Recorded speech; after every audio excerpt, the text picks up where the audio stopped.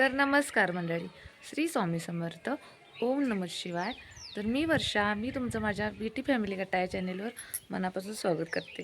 तर तुम्हाला तर माहीतच आहे की आज गुरुवार आहे आणि आजपासून श्रावणाचा आरंभ होत आहे. म्हणजे हा श्रावण खूप खास आहे, कारण त्याची सुरुवात गुरुवारपासून होत आहे हे. तर मी आज तुम्हाला श्रावणातील आपण थोडेफार श्रावण का पाळला जातो, म्हणजे मांसाहार का खाल्ला जात नाही, आणि आपण देवाच्या शिवपिंडीवर आपण बेलपत्र, त्याचबरोबर तांदूळ असेल, मूग, गहू, जवस इत्यादी का वाहतो हे मी तुम्हाला आज सांगणार आहे या व्हिडिओमार्फत. तर चला पाहूया. तर श्रावण महिन्यात आपण मांसाहार का टाळतो?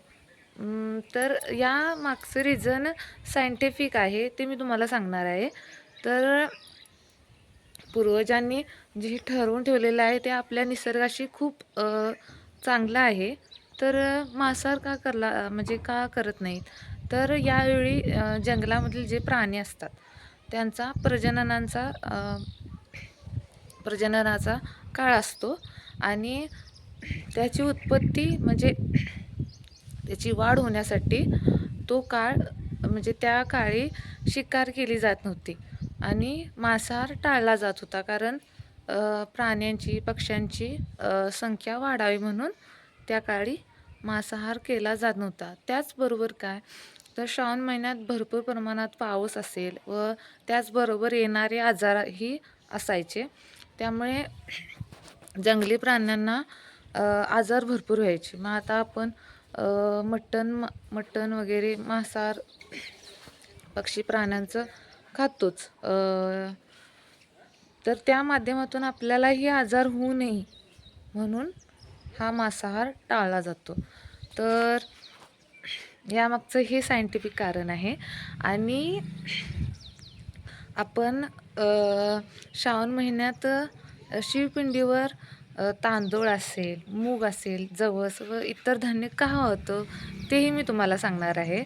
तर तुम्हाला तर तांदूळ माहीतच आहे.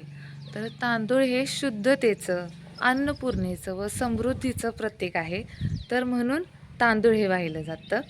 त्यानंतर तीळ असेल, तीळ हे शांततेचं, पुण्याशी निगडीत असलेलं धान्य आहे.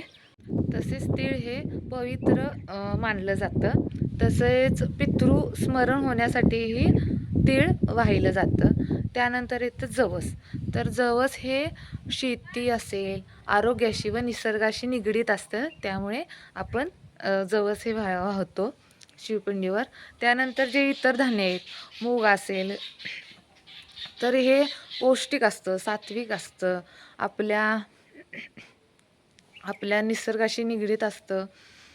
तर हे सर्व धान्य आपण देवाची कृतज्ञता व्यक्त करण्यासाठी आपण अर्पण करतो. म्हणजेच आपल्या धान्यामधील काही भाग आपण देवाला अर्पण करून हे व्यक्त करतो की म्हणजे हे सर्व धान्य आम्हाला तुमच्यामुळे मिळालेलं आहे.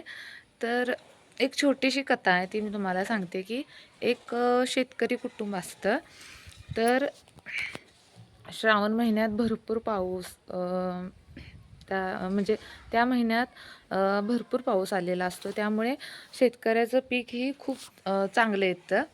तर शेतकरी हा पहिलं धान्य घरामध्ये न आणता ते धान्य देवाला अर्पण करतो. तेव्हापासून आपण शिवपिंडीवर गहू असेल, तांदूळ असेल, जवस, तीळ हे अर्पण करतो. तर यामागचं हे कारण आहे. तर आपल्याला यातून काय कळतं की या माध्यमातून शेतकरी असेल व इतर माणसे, की ह्या धर्माच्या परंपरेतून आपण शेती व निसर्गाला एकत्र आणतो. आपण एकत्र जोडले गेलो आहोत, म्हणजे या सणामधून. तर काही म्हणजे हे सण आहेत ना, त्यामागे भरपूर सायंटिफिक कारण आहे.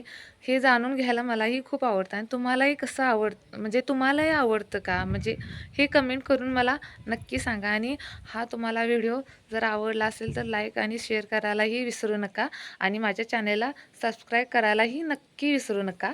तर मी इथेच तुमचा निरोप घेते. पुन्हा भेटूया नेक्स्ट व्हिडिओमध्ये.